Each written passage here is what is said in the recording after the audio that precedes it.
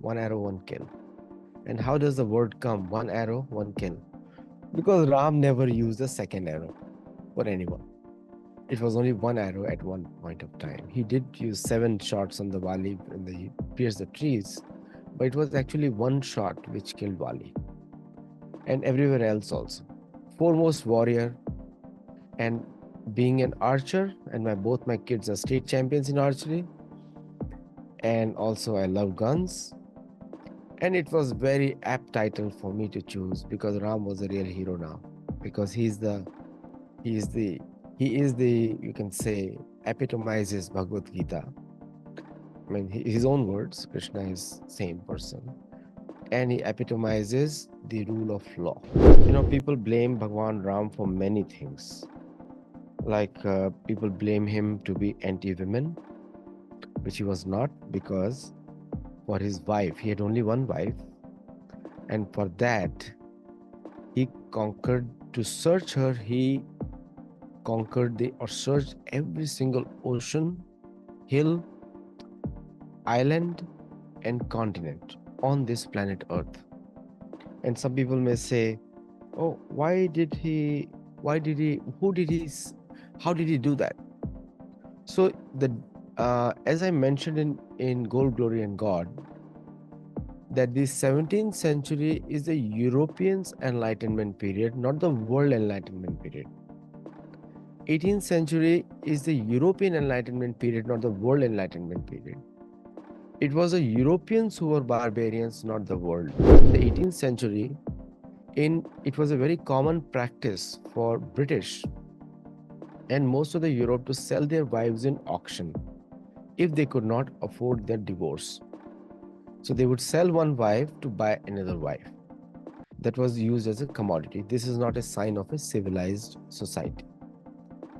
And in the 15th century, now go back to 15th century, Europe was so poor that the church had to authorize all the barbaric monarchs of Europe to go out and search for lands from where they will search for gold for themselves, glory for the church, and God they have to impose.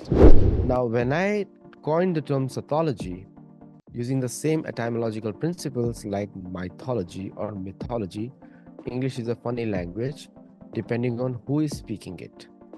So many Americans make fun of Canadians' accent of English. And people from Louisiana make fun of New Yorkers in their accent of English. So there is racism on the basis of accent.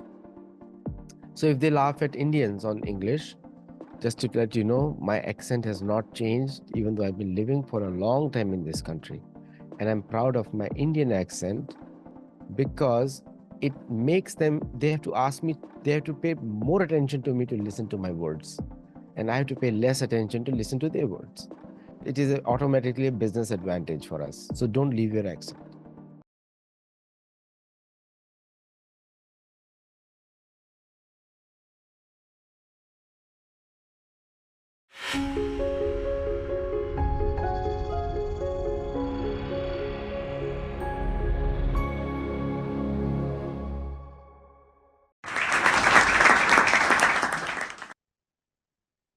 Namaste to all the viewers that have joined us today. We welcome you to another episode on Indic Talks, which is organized by Center for Indic Studies. Today we discuss global footprint of Ramayan, and this is basically based on the book One Arrow, One Kill. In this talk, our speaker Aditya Satsangi ji will cover all places globally mentioned in Ramayan, and also from his travels to those places like Australia, Peru, Mexico, and India as well. Aditya Satsangiji has coined the term sathology, which is an etymologically true antonym of mythology. He has written over 15 books on ancient culture, philosophy, and geographical proofs of the place mentioned in the Vedas, Purans, the Ramayana, and the Mahabharata, which everyone can access through his YouTube channel as well. I welcome you, sir, and I request you to take over from here. Thank you. Thank you very much for introducing me, Ojasvi. And thank you for all the viewers who are watching me. And before I begin, I would like to say Jai Shri Ram to all of you who are watching this video. Uh, Bhagwan Ram has inspired so many people across the world, not just in India. People think that it's just a Hindu phenomena and only Hindus worship Sri Ram. He is famous all over the world, and I'll show you where he has been famous. Two books of mine had come, and both the books extensively refer to this incident of Ramayan. One is the original atlas, which I myself read my own books a lot, because when I wrote it and I was writing in a mood to find, and then I was looking at my own book and I was so impressed by my own work. You know, if a cook is not happy with his own work, his own food, then probably you should not eat his food because he's not happy with his own cooking. So similarly, you know, I was happy with my own book, and I have been referring to it for a long time. I live in San Diego, California, and also due to me living here, it becomes easier for me to travel to South America, especially which is close by to us, and uh, and also to other countries of the Pacific, because I don't need visa for most of the countries in the Pacific, and also don't need visa for visiting any South American country or Europe for that matter. And so it makes my work a little bit easier, and I take it as a blessing of Sri Ram on me. So now, why I felt inspired to discover this? First of all, even though I'm a science student, engineering student, I was always interested in geography. And the fate and you can say the things that inspired me to take up this work were my own interest in geography. And also, I was tired to hear the colonial names being used for all these places. So, one of the books I wrote was The Gold, Glory, and God, and in which I documented the colonization of the whole world in the name of faith. Gold, glory, and God means gold for the church, glory for the church, and God of the church. And that was my fourth book actually. And that book changed my entire perspective on life. And then when I started reading Valmiki Ramayan, page by page, shloka by shloka, I was mesmerized with the wealth of information in Valmiki Ramayan. I try to corroborate that because it's always good if you have a scientific bent of mind to at least use 3 points to prove a particular hypothesis or disprove a particular hypothesis. And so I thought, how do I do that? So for the niti or the policy or the personal honesty, I refer to Bhagavad Gita. That's why I translated the book into the Hindu Bible for Americans, called it the Hindu Bible, very famous in America now. And before that, I wrote Karma is a Bitch, which is a slang, American slang. People don't like to be heard. Hindus especially don't like it. But it is meant for American audience, not for Indian audience. And then when I wrote these books, it gave me the philosophical basis to understand Valmiki Ramayana, because the message of Gita and the message mentioned in Valmiki Ramayana on the philosophical side is the same. In Mahabharata also, the philosophical side is the same. So as I was researching them, then I wrote two books purely focused on geography. Actually, three. Pandavas, the famous five, One Arrow, One Kill, and the original Atlas. Now, today I'm going to focus only on one book, One Arrow, One Kill. And how does the word come? One arrow, one kill. Because Ram never used a second arrow for anyone.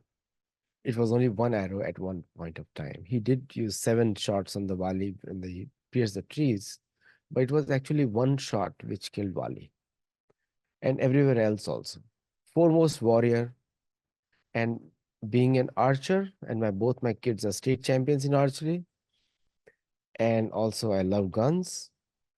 And it was very apt title for me to choose because Ram was a real hero now, because he is the he is the you can say epitomizes Bhagavad Gita. I mean, his own words, Krishna is same person, and he epitomizes the rule of law. Now, with that, I'll begin this presentation, which you'll love it. And I'll show you just a copy of the book and also tell you the story of the title of the book, because this is important for you to see. This is the title. It's just got a bow and an arrow. And I also have a recurve bow. My kids also have a recurve bow. And we have multiple arrows, sometimes made of carbon fiber, sometimes made of wooden. So now, when what I like to start this journey is the four Vanara who were sent by Sugriv. Very instructive. People blame Bhagwan Ram for many things. Like people blame him to be anti-women, which he was not, because for his wife, he had only one wife. And for that, he conquered, to search her, he conquered or searched every single ocean, hill, island, and continent on this planet Earth. And some people may say, oh, who did he, how did he do that? So as I mentioned in Gold, Glory, and God, that the 17th century is the Europeans' enlightenment period, not the world enlightenment period. 18th century is the European enlightenment period, not the world enlightenment period. It was the Europeans who were barbarians, not the world. To give you an example, in the 18th century, it was a very common practice for British and most of the Europe to sell their wives in auction if they could not afford their divorce. So they would sell one wife to buy another wife. That was used as a commodity. This is not a sign of a civilized society. And in the 15th century, now go back to 15th century, Europe was so poor that the church had to authorize all the barbaric monarchs of Europe to go out and search for lands from where they will search for gold for themselves, glory for the church, and God they have to impose. That was the whole purpose of colonization. Now, when I coined the term Sathology, using the same etymological principles like mythology or mythology, English is a funny language depending on who is speaking it. So many Americans make fun of Canadians' accent of English. And people from Louisiana make fun of New Yorkers in their accent of English. So there is racism on the basis of accent. So if they laugh at Indians on English, just to let you know, my accent has not changed, even though I've been living for a long time in this country. And I'm proud of my Indian accent because it makes them, they have to ask me, they have to pay more attention to me to listen to my words. And I have to pay less attention to listen to their words. It is automatically a business advantage for us. So don't leave your accent. And don't leave, if till the time they do not pronounce your name properly, don't do any transactions with them. And believe me, I have had it to my significant advantage in business, because they have to listen to me twice or thrice or four times and understand, and they have to pronounce my name completely, Aditya Satsangi, before they do business with me. And it has really helped me. So let's begin with the east direction. And I will show my screen to you. I have been given a specific time by Ojaswi. I'm going to follow that very strictly. So let's begin with the east direction. And before that, when I begin, I'm going to share with you a map, and which I have compiled all the words, places which I want to show. Places are so many, I cannot even show. There's so many places there. So what I'm going to do is I'm going to start the slideshow, which will help me to take you across the globe. So when you see the maps, you have to refer to Mahabharata, Ramayan names, because Ramayan has more accurate geography than even Mahabharata. And this, so Ramayana happened so many millions of years ago. There are many scholars who speak about the dating, and all of them are, I love them and I know them personally. So I won't get into that thing because I leave it to them. It's a very strong topic on dating, and I agree with many points in Nilesh, but I'm not going to focus there. Let Nilesh ji speak on that. So with that clarification aside, so this is the what you see right now is the map of Bharat. Today we know. In Ramayana time, this map from this angle, this point, almost this point, which you see my cursor on the top, from that point, this point to this point, which you see cursor on the east side, and down to the ocean is all Bharatvarsh. This island is known as island. I'm saying not continents because English is a funny language. Island is a island. Sanskrit will say just dweep. Bada dweep, chota dweep doesn't matter. Dweep. It's an island. But English will have a continent and a country and a nation and all that nonsense keeps going on because they are playing with the words. Now, if you know English very well, you can criticize English very well, and I can say Indians know English better than most British or Americans, as just as a skill set, because for us it's just a business tool. So we have to know better. Now, if you look at this map, this entire map is known as Jambu Dweep. Now, many scholars debate me on that, but my way of looking at it, which I invented, was rivers can dry, rivers can change path, but mountains cannot. Very simple logic. And that's how, and that's a concept given by me and unique Sathology way.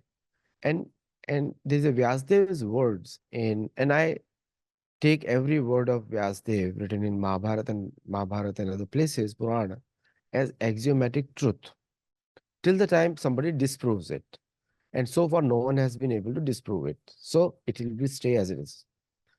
Now, if you look at this map, which is the, because if you don't understand these maps, you won't understand Ramayana. Because Ramayana is a global phenomena, nothing to do with today's boundaries. Today's boundaries were were created recently, and but the land has been existing before.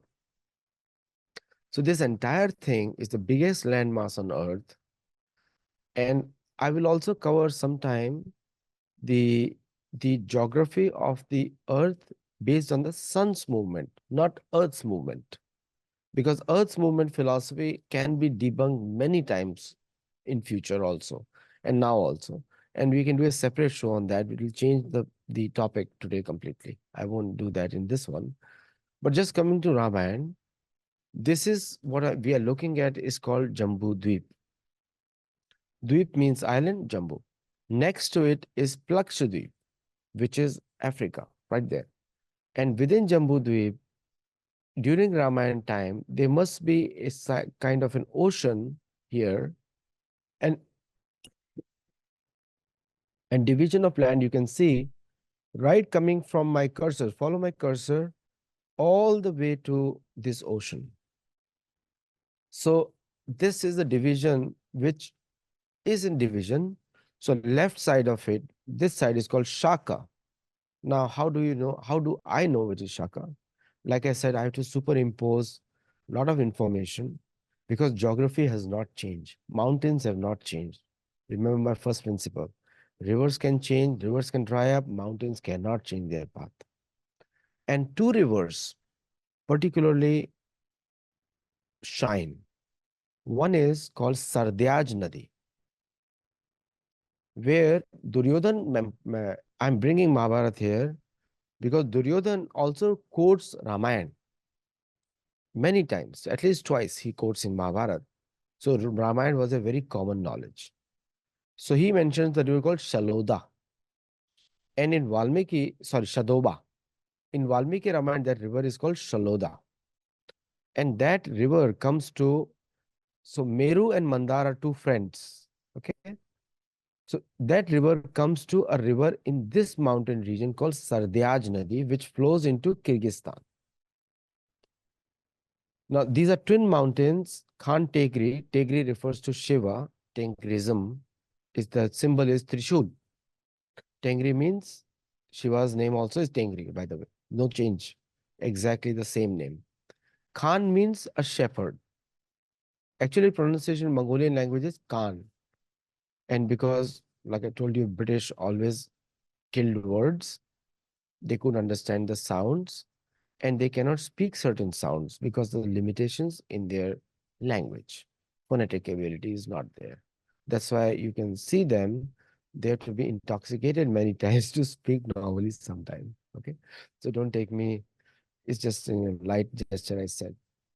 So, so when I have a joke on a British, it's called when an American is constipated, he sounds British. So uh, this mountain chain range right in the center of this continent. And what I'm showing you is going to shatter many geopolitical myths which are being spread around. Many geopolitical. On the right, on the upper side is Ramyak Varsha and other Varsha are there, Ramyak. On the right side here, on the east side is called Bhadrashva Varsha in Valmiki Ramayana.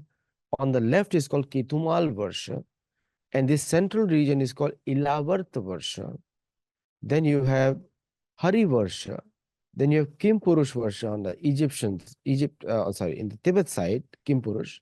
And then you have Hemavanta, which is a separate category, which is Himalaya, we call it. And then you have Bharat Varsha. So there are 9 total Varsha or regions of this Jambu Dweep. And also, when you see, again, I'm going to superimpose a lot of information. Sun travels through the nakshatra. If you see Jyotish Shastra, Bhagavad Puran, any places, you see sun travels through the nakshatra. And sun is the so in the Shastra, Bhumi is refers to as sthir, neither rotating, nothing. So I'm just following Ramayan. I'm not an expert in either astronomy or Jyotish Shastra. I'm not expert in anything. I'm just following the directions in which the way Sugriv is explaining. And later on, Dhamma Rishi, Pulastya Rishi in Mahabharata, other places, there is consistency. There is no change in those descriptions. I've read in Linga Puran, Agni Puran, Vishnu Puran, Vayu Puran, same information. So there is no contradiction in any of those geographic side also. Sun's movement, no change. And the biggest worshipper of sun is Shukdev Goswami, many times. Vishwamitra, many people are there who study sun. And astronomy was a pet subject. You need mathematics for astronomy, you need geography for mathematics, and Hanumanji, you refer to Hanumanji also. Hanumanji is a Vigyan, like he refers to everything. So he explains, and I'm quoting Hanumanji because he's just repeating what he knows and what he sees. Because both Shukadev and Hanumanji captured sun, both of them. There is no other history of them, anyone else capturing sun or going closer also. So he says, sun comes from the left of Meru, and Meru, if we look at from all sides, and if I superimpose this map on a separate map, which is used in United Nations, which is called Gleason map. And if you see the United Nations map flag, you'll see that map over there. If I superimpose the center of the center of the earth comes to be this point, Khantegri. And there are many reports, and will be honest with you, because there are so many reports I've heard that you don't see the stars over there. You don't see the stars over there in the night. And I always wondered why. But if you look at it, that if you are standing at the center of a wheel and everything is revolving around the wheel, then the center of the wheel will be empty if you stand down. It's natural to see that you see emptiness over there. So many parts of this area don't see the stars in the night. So Hanumanji says the Surya comes from the Purvi Disha of this place and comes towards the Manasottar Pahad. Manasottar Pahad. Manasottar Pahad goes on the equator side, is somewhere here, which is the boundary of, this is somewhere here, divides the whole South American continent into two halves, this mountain chain. And I'll come to that later on. If you don't understand this, it will be difficult for you to follow the Ramayan geography on the broad scale, not in the small scale.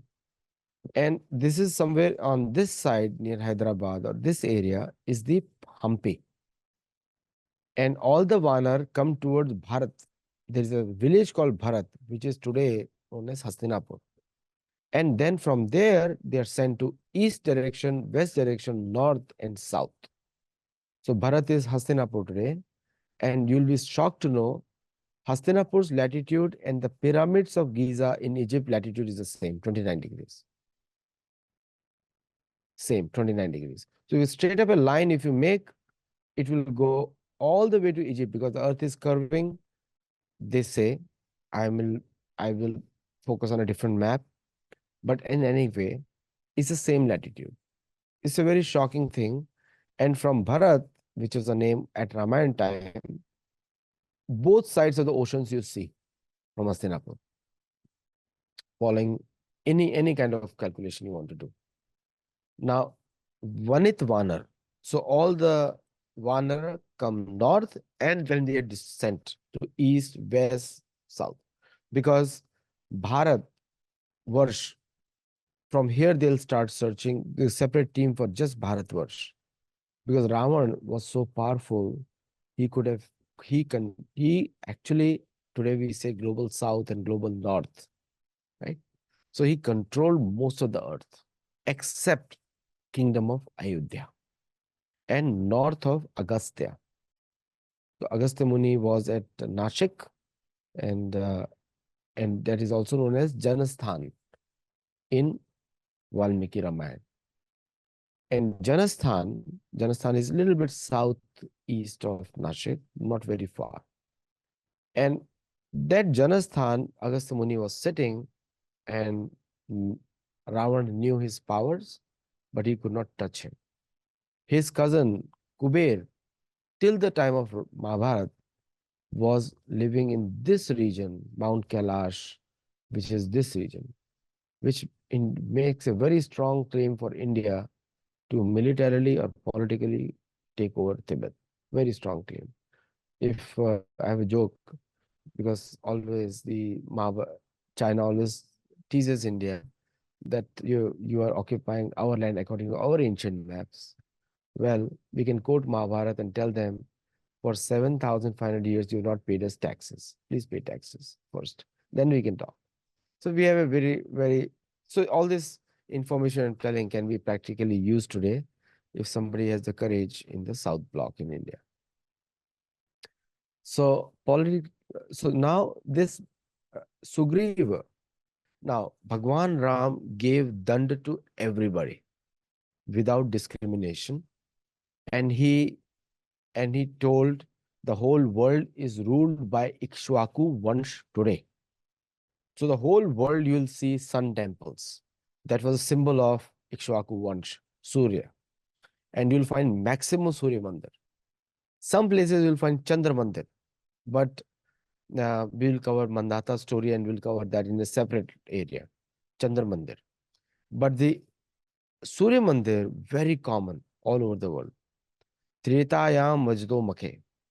So in Treta Yuga, Yajna was the main principle of religious progress or spiritual progress. Now, Sugriva sends Vanitvanar to the east. And Vanit was very huge. Now, these people will say these are Vanar were humans or not. Definitely not humans. Because that is clarified by Hanumanji in his conversation with Bhim.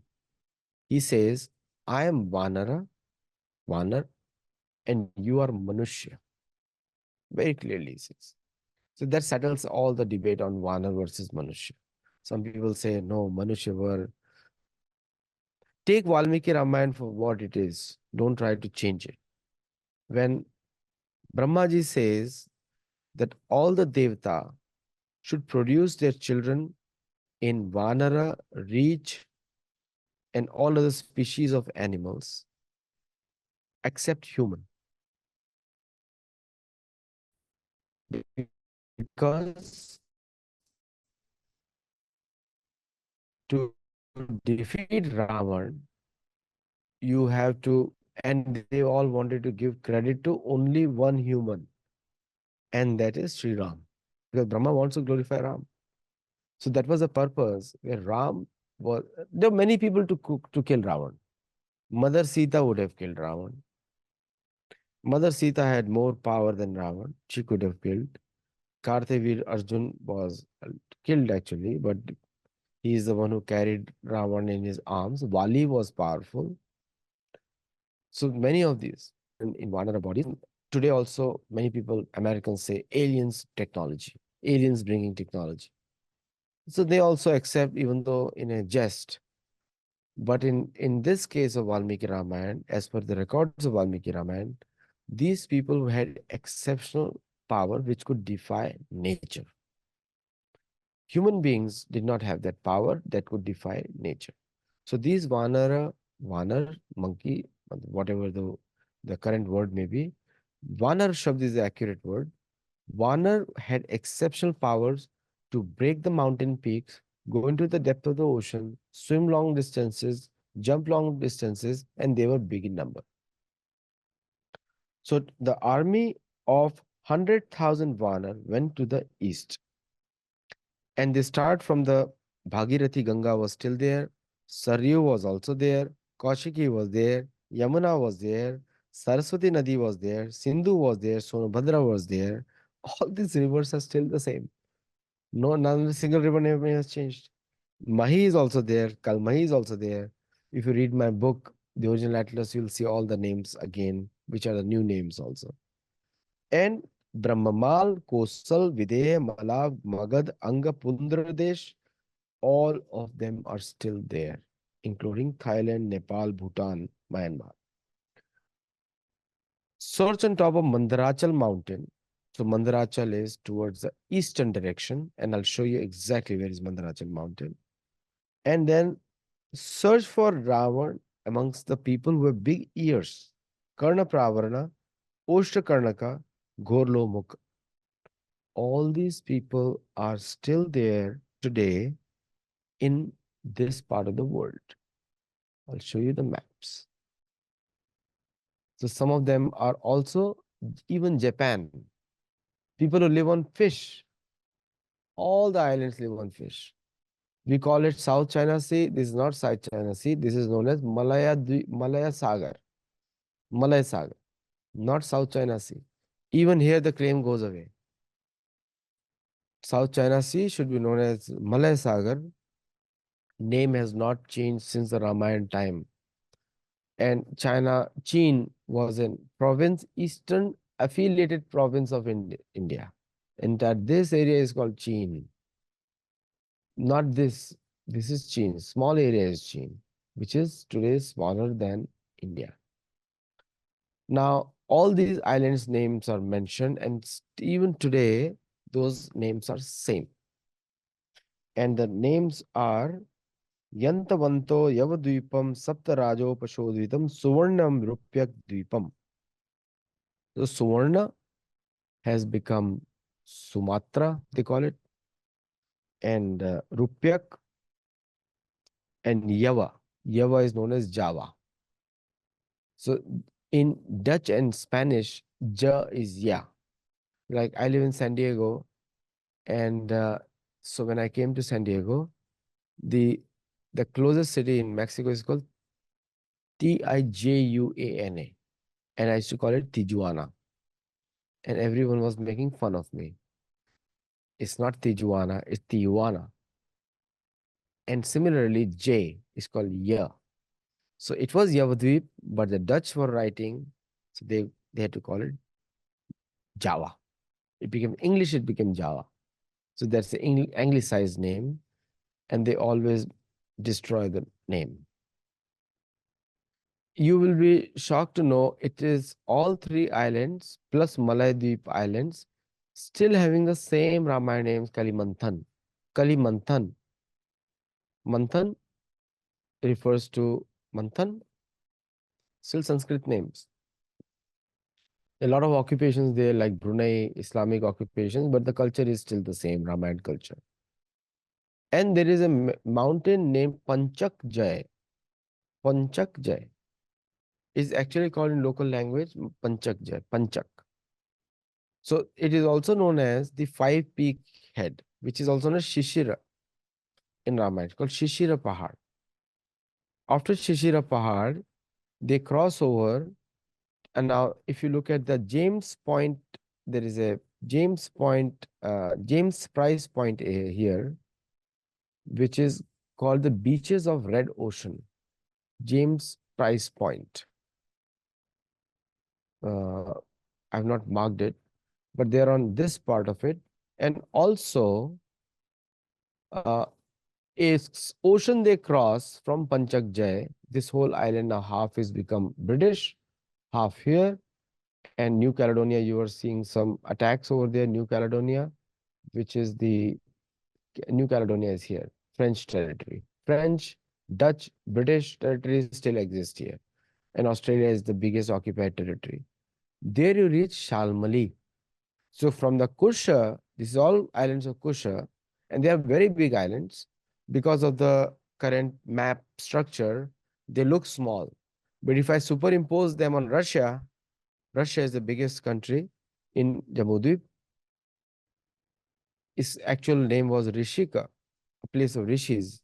Became the Russia. It became Greek, because of Greek pronunciation. Now, from this point, if you see, you have to cross the ocean on the beaches of red color. And then you will reach a place known as the symbol of Garuda.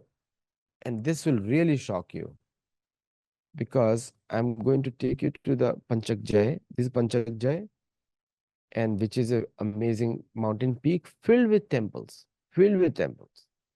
In fact, there is a city called Jaipur in Papua. Jaipur, even today. Its name is Jaipur. It's right here. I'll show you. It's here on the coast. Jaipur, right here. So now Panchak Jai, if I next is the Shalmali. So from Kusha, they cross an ocean which is very tumultuous, like a very violent. And we all know Tasman is a person, is a Dutch explorer. This became Tasmanian Sea. But generally, the ocean is very violent, and violent in the sense many people die here. Thousands of people die every year. And there, from there, you reach a place called, which is a symbol of Garuda. And which is symbol of Garuda, which is Bunjal Dweep. And this is a symbol of Garuda still existing right there. Astonishing, right?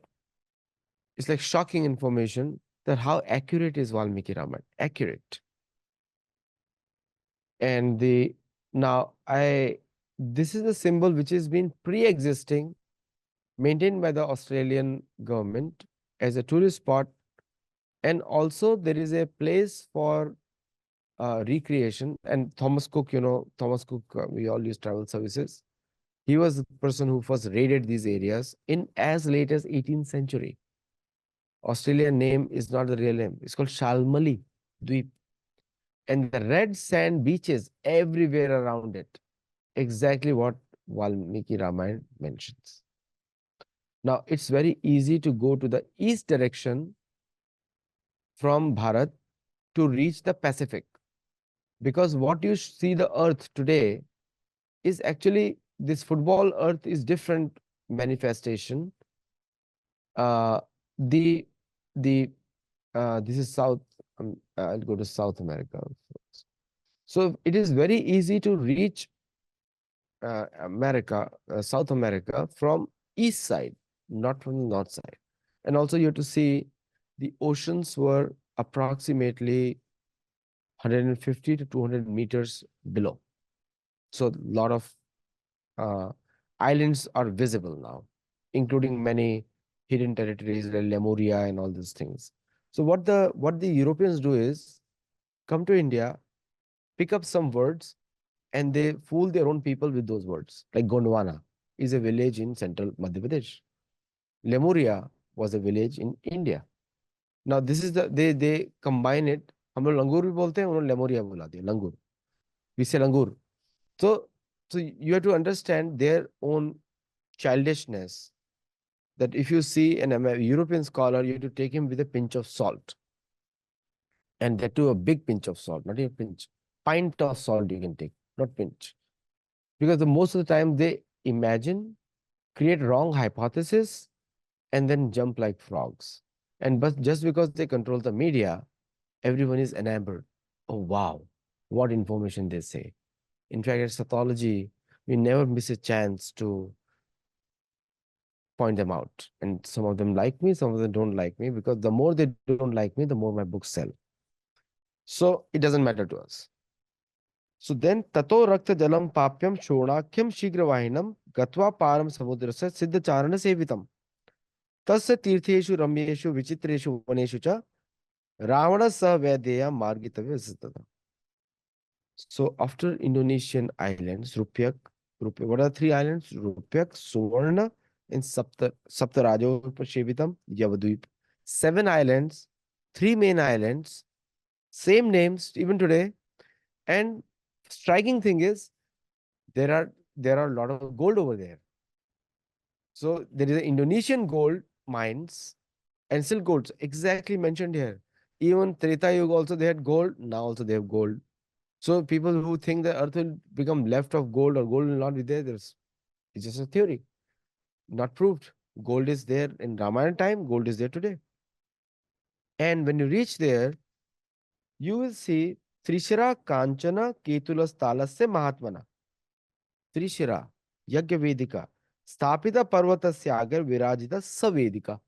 You'll reach a land with that symbol. So what I'll do is I'll show you another screen, which is from my own video because I travel to those places. You see exactly same description in Peru, because I told you how they went from toward the east direction.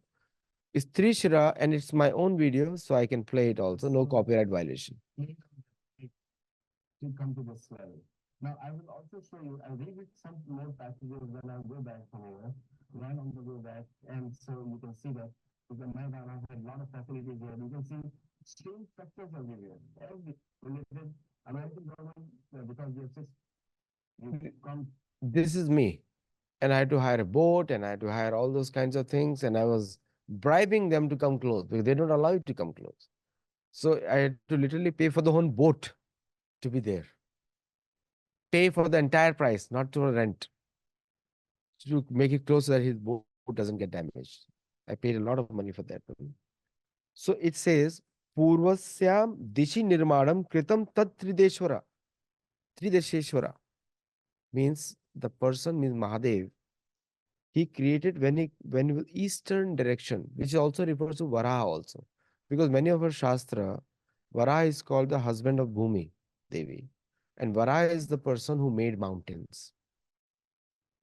Because when the earth had gone under the ocean, Varahadev brought it up, and Varahadev actually created all these mountain ranges and gave the names also. So and that's why he's called the husband of Bhumi, and their son is Budh. Chanchal, very chanchal. Budh is very chanchal. So that is a Jyotish relationship. Purvasyam Dishi Nirmanam, when the eastern direction boundaries were being set, this symbol was put there so people know it's a boundary of the eastern direction. That means here the eastern direction begins or ends. Okay. And you will be shocked to see the time meridian is not very far where the time changes. and the Surya movement. When Surya comes here, Sandhya happens for the whole world. So this is how it works. Uh, so the Candelabra Peru, this in Candelabra Prakas, which I'll show you. And then after that, behind that is Uday Parvat. Now, Uday Parvat is where Somanas Shikhar is also there. If you read any Shastra, you will see Manasutar Pahad is on Uday Parvat, Somanas Shikhar. Let me get back to, can you see my screen now still? Okay. So now this is the exact place where I was there, which I showed you the picture. So you can see the symbol from the space. I was there, and this is the exactly looks like. And and this is the direction of the eastern.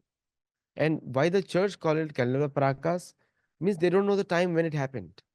I'm the first one to tell them that I'm recording it that Valmiki Ramayan, millions of years or thousands of years, whatever you say, records this place.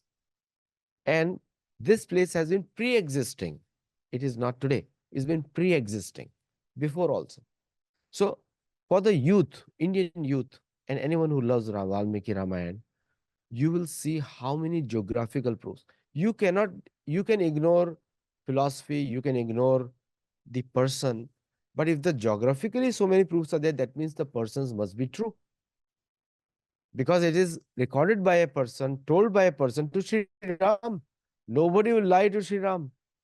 Lying to Sri Ram means Sar Tan se juda. That's a real one. If you lie to Sri Ram, Bhagavan Ram will punish you. Bhagavan Ram punishes, gives dand. And then that's a real Tan se juda. Your sword immediately moves. Hindus have forgotten it. So now, then Vaman Dev also puts the place, I showed you the place where Vaman Dev Somanashikar, and you'll be shocked to know there is a native indigenous temple on top of that mountain. And I will go there. It's a death-defying thing, and I will go there one day. Means one day means within few weeks. And then after that, the Shata Yojana, then you have the western direction, which will be a lot of proofs on the western direction where you can go to Astachal. And let me just finish this side of it. Very close to it, Valmiki Ramayan mentions Ananta Mountains. How does Ananta Mountain reaches? In South America. Even today, the name is Ananta, and there are 16 indigenous communities. Church calls them Shaman. Shaman are like Hindus. They worship the nature over there. In my book, Original Atlas, you'll see many such references across Ecuador and other places. In the So you have South America, which is also known as Pushkar Dweep. Pushkar. North America is called Kronch Dweep in Valmiki Ramayana. And I will take you to Kopa ruinas. This is where a temple of Hanumanji of Vanit Vanar is there, which shows that people came here to search for something. We all know who they're searching for. Sita. They were searching for Sita. And that is the eastern direction. So America is considered, Kronch Pushkar is considered east of Bharatvarsh, not the west of Bharatvarsh. So Indian Foreign Office can use all this information to completely confuse them. They're already confused. To confuse them more. If somebody is getting confused, confuse them more. Okay. Coming back to the north, west, Bharat ka Paschim. So if you see the Bharat ka Paschim, then these mountains, you see, call them Alps today, also the place of residence of Atri Rishi, even at that time. And Varunalaya, sometimes it is also referred to North America because the Varun Puja is mentioned in Kronchadweep. In the Shakadweep, the puja is mentioned of uh, Soma. And this is called Astachal also because the sun completely turns around and crosses through the Arctic, north of Arctic or sometimes south of Arctic, to which is also known as Somagiri, and which is so I'm following the sun movement, and I'm following how Sugriv is describing, and reaches Astachal. Astachal is this mountain range, and beyond which you cannot go. That's what he says. Then in the north, Shatabali goes. So in the west, which Vanar goes is, if you go to the west, the Vanar Sushena Vanar, he's also father-in-law of Sugriv. So west he says Sugriv because there is no danger. He will not try to put his father-in-law in danger unless he hates his wife, right? So he will not do that. In the north, he says Shatabali with 100,000 one. All are, and he says, search in all the provinces of Mlecha, Pulinda, Shurasena, Kuru, Madra, Kamboj, Yavan, Shak, Darad. All the names are still there. North Africa is called Berber, even today. They call themselves Berber Jati. And then all the bush of Lodra, Padmak, forest of Devdar trees, which refer to Himalaya. So Madra is Syria region. But here there is no Turkey name because at that time the Turkey name was Darad. And Kamboj is in the west, northwest of India. And then there you'll also see Mainak mountain towards the north. It is not in India. So now, in terms of coming to, and then after that comes south. South is what where you will see that the north and north, and let me go to the south. So south they go through Mahendragiri. Now that is another video of mine where I took people to Mahendragiri, and which is Sita ki Purvi Disha mein Khoj, and there's a separate video of mine on Mahendragiri, which is a mountain towards the south of India. And I was thinking that I'm doing something new. But then I found out after I wrote my book, then suddenly a great grandson of Pandit Kota Venkatchalam came. Pandit Kota Venkatchalam was a Shankaracharya of Singiri, and his great grandson lives in DC. And and he presented his book to me, and he said, Aditya ji, and I was shocked to know that many things which I was writing without referring to his work were the same he mentioned. So it's a common knowledge at that time. It was a common knowledge. And that temple is called Mahendragiri RF, where when I went there, I was part of this Nagar Coil. Train passes through Nagar Coil, and for many years I had gone in any train I could go. And this place was the mountain. There is a temple there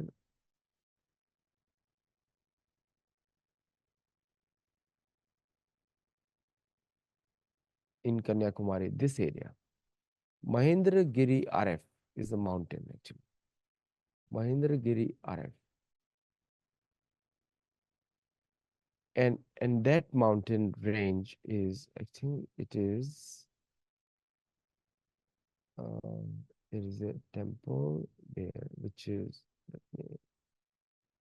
everything is so made it so easy with this search on the Google. So this is called Mahendragiri RF. From there, Bhagwan Ram could see the ocean very clearly, not very far. And which, let me just search it, or maybe I'll show next time. So this is Mahendragiri RF. You can see the ocean over there, and there's a beautiful temple over there. And from there, he says, jump for 100 yojana, and then you will see the Lanka. You'll reach the Lanka. And some people may have doubts over there that how come Lanka is in this direction? Because Lanka is set south of Mahendragiri RF, and it reach uh, uh, ततस्तु समप्राप्यम समुद्र तीरम समीक्ष लंकाम गिरिवर्ण मूर्धना Kapistu tasmin nipapatat parvate vidui rupam tvijan. That's the one. So this is south of this point. And another point which is mentioned is so they did not say southeast, they just said south, literally south, because there is a place called Varkala in in Kerala, where the uh, Ravan comes from Pushpak Viman to Varkala to Janardhan Swami temple, where he meets Marich. And that the place mentioned is tree with branches going into the ocean. And there he was staying, Marichi was staying, hiding himself with a very Valkilya, lot of Valkilya Brahman, very small, like hiding himself over there. And that place is in Varkala, in Kerala, which is a very prominent spot on the coast. Kochi, and then there is Varkala. I can show you Varkala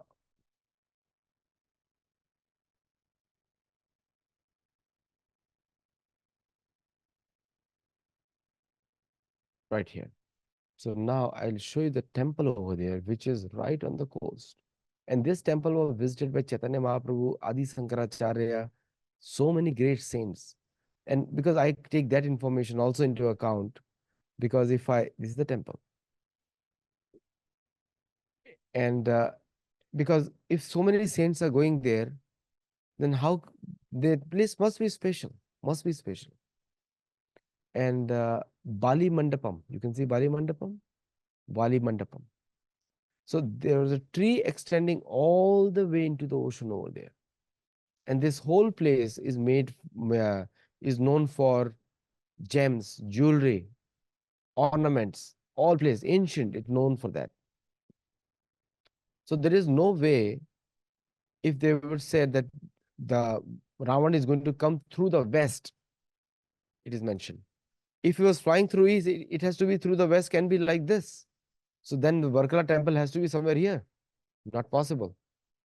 So it has to be coming from a deep ocean. And that is clarified by Surya Siddhanta and Bhagavad Puran. Bhagavad Puran says it, Hanumanji says it, Duryodhan says it, Ghatotkach says it, Ghatotkach, the son of Bhim, who was helping Sadev in the southern trip of Rajsu Yajna. So Shukdev says it, 7 islands, Swarnaprastha, Chandrashukla. Now these names you have to see. Check it out. Avartana, Ramanaka, Mandarharina, Panchajanya, so Lakshadweep Islands, many parts of these Lakshadweep Islands, and Simala and Lanka. And Lanka was situated on a straight line, cutting the sky on the hilltops. The peaks, all the peaks had palaces. That's why one of the peak, when Hanumanji goes, he sees, oh, there is Ravan sitting on the top of the Pushpak Viman, watching. He sees that over there. So Surya Siddhanta 1.62 also says it. The line that passes through the place of demons and the mountain of the demigods or Devata, on which there are cities like Rohitaka, Avanti, Ujjain, which is the prime meridian. Means Lanka, Rohtak, Avanti. Avanti is Ujjain, is the prime meridian. Bhagavad Puran, this, and then also in the 67 shloka, take the above result and multiply by a number of omitted lunar days divided by lunar days. Finally, subtract this number. This is give us a number of Ahargana at midnight in Lanka, at the equator, they say today nowadays.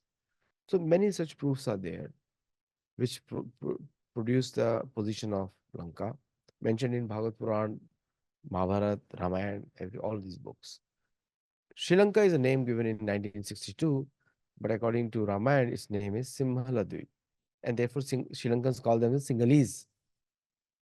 The Sinhalese, they don't call themselves Sri Lankese. Now, British called Sri Lankans, but the British name was Ceylon, like Simhal, Ceylon, because British destroyed everybody's name. So when I meet a British, he's telling me Joe. I said, tell me the full name, brother. I don't want to hear Joe. Because Joe can be my cat's name, my dog's name, anything can be Joe, right? So there are a lot of things to discuss, but I'll stick here because we have already crossed an hour. I was told 45 minutes. So thank you very much for inviting me to your show, Ojasvi. And I'll stop my screen. If you have any question, you can ask me. Well, originally, so we had decided to have no questions, but I have so many after this talk. So I have to ask you. One would be in reference to Sugriv's Atlas. He had, I think, suggested where Ram should go in the search of Sita. And he mentioned, I think, up to Russia, up to the north, and then somewhere to the east and the west. So could you explain that in terms of Sugriv's Atlas? Yes, Sugriv's Atlas is the name given by Shinilo Shokji. And that's the name, is his name. And he did many shows with me on Sugriv's Atlas. So the Sugriv, when he says north, Rishika, range of Rishika, place of Rishika, and also Somagiri, Somashram. Somagiri is the Arctic mountain, Somashram is the Afghanistan mountains, where the Shiva temples are there. And the so all these places which Sugriv mentions, he mentions it based on the local geographic pointers, because the Vanar cannot understand the name of the cities, because when you're doing a global search, you have to focus at a global level. So he did not say the which village he crossed anything, but he said the name of the group of mountains or group of peaks which you can go. So region he mentioned Rishika, but the actual name will be Ramyak Varsha, like this he will say. Because he's not instructing Arjun. Arjun is talking the names of places. He went to this place, he saw beautiful women there, that's how he's describing. And but Vanar have nothing to do with humans. They're just looking at the peaks which they can come jump on. Um, so another question that came to my head was, since it's Tuesday today, so you mentioned Hanuman. Panchmukhi Hanuman was made because of Ahiravan. And Ahiravan was said to have come from a cave to always meet Ravan to Sri Lanka. And there is hearsay that that cave would be could be traced back to Botswana. So how much of that is true? What is the merit there? And what exactly can we know about the background of Ahiravan on those bases? Yeah. So Ahiravan can be any part of the earth. Can be in Botswana, can be other places, can be in any part. But when the when you talk about Panchmukhi Hanuman, that's a representation of Rudra, because Bhagwan Shivji has five faces. And so Hanumanji having five faces will also mean that his position as the Rudra, Roop, Rudra Roop. Uh, the story of Ahiravan. So the Hanumanji, when he's worshipped in five faces, means you're worshipping Shivji, the angry side of Shivji, Rudra Roop. The so there is symbolism. I am against any kind of symbolism, because when you do the symbolism, then you destroy the person's character. Now he doesn't become a character, he becomes a symbol, which is destroys Sanatan Dharma. Hanumanji's five face means five types of protection he gives you, just like Rudra, because he is a partial incarnation of Rudra and son of Vayu, both. That's why I'll say it. Botswana part, I will not completely confirm that, because the reason is Botswana is in Plakshadweep. So Plakshadweep and Jambudweep stories will be very difficult to reconcile from the point of geography. So if it is mentioned there or somebody is claiming that to be Botswana, then they have to justify which island he is from. And so Plakshadweep stories will be in Plakshadweep, like Kilimanjaro. There's a separate story for Kilimanjaro. And from the local accounts, you have to see what is their folk story, because many truths are in the folk story. So they do, some people do mention there is a place called Meru Parvat. Mountain is called Meru in Africa, but there is no mention of that being in uh, Lakshadweep. It has to be in Jambudweep. So the somebody, some British or some Hindu sailor must have traveled there and called it Meru and became Meru. But from the geography point of view, it has to be north of Bharatvarsh. It cannot be Meru. It has to be in Jambu. And if you look at the islands, all the continents or islands, what do you call them, then Meru, Khantegri is always in the center. And sun's movement you can see over there. And I have to witness it personally, but I'm so philosophically convinced that I will see that. If somebody is traveling there, after watching your show, you're welcome to give me photographs. Sir, another follow-up of Hanuman. Like you said, that he clearly mentioned he's a Vanar, and that's different from being a Manushya. But then there is a lot of speculation as to what particular species could he have been. Like there are people who talk about how he could be Homo erectus or he could be Homo floresiensis and all of that. Um, and also there is Jabari tribe that has a rich culture of praying to the divinity of Hanuman, which was actually, I think, a scene in Chadwick Boseman's film, which was removed when it was aired in India. So, what is the Jabari connection with Hanuman, and what exactly could we, talk? What exactly could we say about the species of Hanuman? So Javali is the name of a rishi from whom the name Jabalpur has come. Okay. Jabalpur is based on Jabali. Now, there is a temple of Javali Rishi also there in Jabalpur. So comparing him to Hanumanji is impossible because he is a Bhakt of Ram. Jabali Muni is a Bhakt of Ram. And Hanumanji, the species of Vanar. So this is one fallacy we have, hypothesizing something outside the scope. Now, there are many types of monkey in the world. For a common man, a monkey is a monkey is a monkey. Vanar can be black face, can be red face, can be any face. Now, Hanumanji is a Vanar, but very special one. Those you will not find now. Impossible because they were brought by Brahma to fulfill a certain task. Is a creator. He's a person who has created our bodies. So he can create a special form he can give to anybody he wants. And some people, Americans call it aliens, but people need to know that most Americans are aliens by their own definition because they came from somewhere else to colonize a land of natives. So they are all aliens for from that their own definition, I'm saying. So when they give alien registration number, and I have to ask them, who gave you alien registration number in 1492? So it's the thing. Like, so we don't have to get carried away with that propaganda because it's going to get debunked on its own. It's a bubble waiting to be burst. So we have to just think Jawali is a rishi, and and Vanar is a special only in Treta Yuga. Only for that time, these special Vanar were there, and they were big in number. They were almost like you can say 1,000 trillion.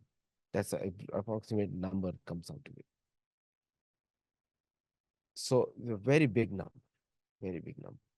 So, one more misconception. There's a lot of confusion among the intellectuals on this. Where is Ram Setu, sir? Where is that? I'm not. And is it the I'm not. same thing? I'm not intellectual. Number one, and based on what I can say, uh, my story. Bhagavad Puran doesn't mention today. Today's Sri Lanka is Simaladweep.